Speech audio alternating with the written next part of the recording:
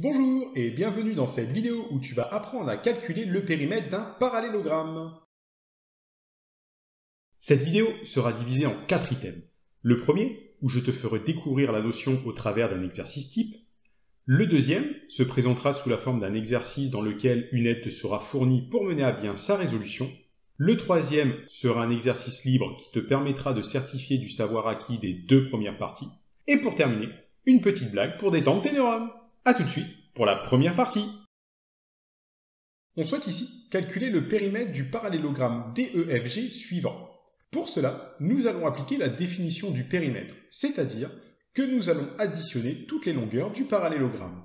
Tout d'abord, nous constatons que toutes les longueurs sont exprimées dans la même unité.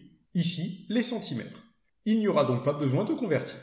Le périmètre du parallélogramme DEFG est égal à la longueur de DE plus la longueur de EF, plus la longueur de FG, plus la longueur de GD. Comme DEFG est un parallélogramme, les côtés opposés sont de même longueur, donc DF est égal à DE, c'est-à-dire 7 cm, et DG est égal à EF, c'est-à-dire 5 cm.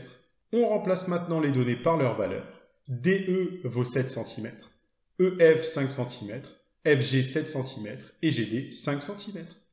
On calcule 7 plus 5 plus 7 plus 5 et on trouve 24 cm. Le périmètre de ce parallélogramme est donc de 24 cm.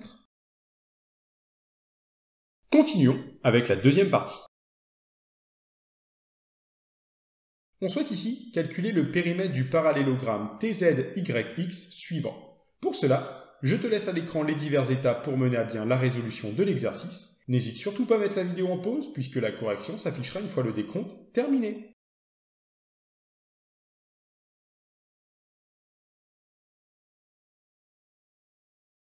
Bien, passons à la correction. On constate que les longueurs données ne sont pas exprimées dans la même unité. On doit donc convertir. On exprimera par exemple toutes les longueurs en centimètres, mais on pourrait aussi les exprimer en millimètres. À l'aide d'un tableau de conversion, on remarque que 100 mm est égal à 10 cm. Le périmètre du parallélogramme est égal à la somme des 4 côtés, c'est-à-dire XY plus YT plus TZ plus ZX. On sait que XY est égal à ZT qui est égal à 10 cm et XZ est égal à YT qui vaut 4 cm car les côtés opposés d'un parallélogramme sont égaux. On en déduit que le périmètre TZYX est égal à 28 cm. Poursuivons avec la troisième partie. Cette fois-ci, à toi de jouer.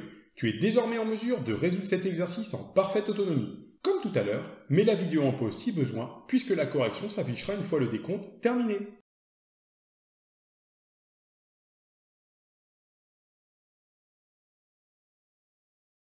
Les longueurs ici sont exprimées dans la même unité, ici les décamètres. On peut donc directement calculer le périmètre sans avoir à convertir.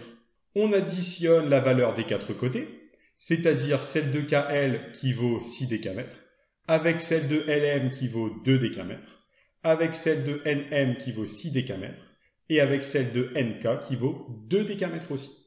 Car on sait que les côtés opposés d'un parallélogramme sont de même mesure. Après calcul, on peut dire que le périmètre du parallélogramme NKLM est de 16 décamètres. Et maintenant, l'heure que vous attendiez toutes et tous, l'heure de la blague. Quel est le point commun entre un homme au réveil et un élastique? Eh bien, il s'étire, il s'étire, il s'étire, il s'étire, il s'étire, et finit par péter. Sur ce, je te remercie d'avoir regardé la vidéo. N'hésite pas à mettre un pouce bleu et à mettre une bonne blague en commentaire.